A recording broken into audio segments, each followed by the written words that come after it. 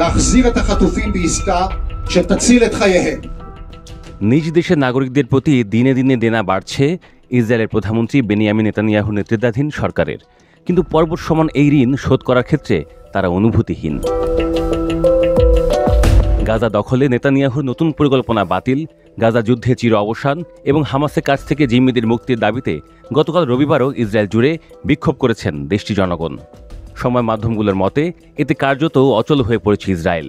প্রধানমন্ত্রী নেতানিয়াহু ও তার মিত্ররা জনগণের এই পদক্ষেপের তীব্র নিন্দা জানিয়েছেন। 2023 সালের 7 অক্টোবর ইসরায়েল থেকে 251 জনকে জিম্মি করে হামাস যোদ্ধারা। এর পরিপ্রেক্ষিতে গাজায় ইসরায়েলি আগ্রাসনে প্রায় 62,000 মানুষ প্রাণ হারিয়েছেন। 49 জন জিম্মি এখনও হামাসের কাছে বন্দী, তবে তাদের মধ্যে 27 জন মারা গেছেন বলে দাবি করেছে ইসরায়েলি সেনাবাহিনী। বিক্ষোভ সমাবেশে রাজধানী তেল আবিবের হোস্টেস চত্বরে অবশিষ্ট জিম্মিদের ছবিযুক্ত বিশাল ইসরায়েলি পতাকা উত্তোলন করা হয়। বিক্ষোভকারীরা তেল আবিব ও জেরুজালেমকে সংযুক্তকারী মহাসড়ক ও রাস্তা অবরোধ করেন, এরপর টায়ারে আগুন জ্বালিয়ে দেন। ইসরায়েলি পুলিশ জানিয়েছে জনশৃঙ্খলা বিঘ্নিত করায় 30 জনের বেশি বিক্ষোভকারীকে গ্রেপ্তার করা হয়েছে।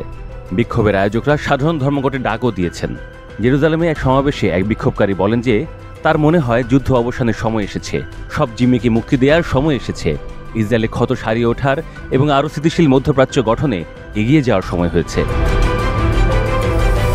বিক্ষোভকারীদের প্রতি নিন্দা জানিয়ে নেতানিয়াহু বলেন তাদের কর্মকাণ্ড হামাসের অবস্থানকে শক্তিশালী এবং জিম্মিদের মুক্তির প্রক্রিয়ায় জটিল করছে, শুধু তা নয় বরং 7 অক্টোবরের ভয়াবহতা আবারও ফিরে আসা নিশ্চিত করছে।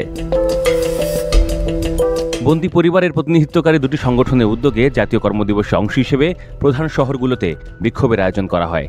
এর জেরে ইসরায়েলের স্কুল, ব্যবসা প্রতিষ্ঠান ও গণপরিবহন বন্ধ থাকে। ইসরায়েলিদের দাবি এমন সময় এলো যখন সেনাবাহিনী গাজা শহরের উপর হামলা তীব্র করছে, যাতে হাজার হাজার ক্ষুধার্ত ফিলিস্তিনিকে আবারও স্থানান্তরিত হতে বাধ্য করা যায়।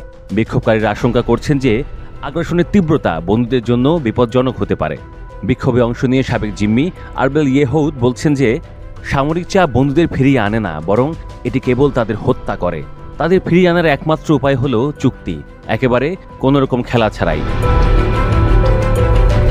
বিক্ষোভকারীদের প্ল্যাকার্ডে আমরা বন্দীদের মৃতদেহের ওপর যুদ্ধ জিতি না এমন স্লোগানও লেখা ছিল।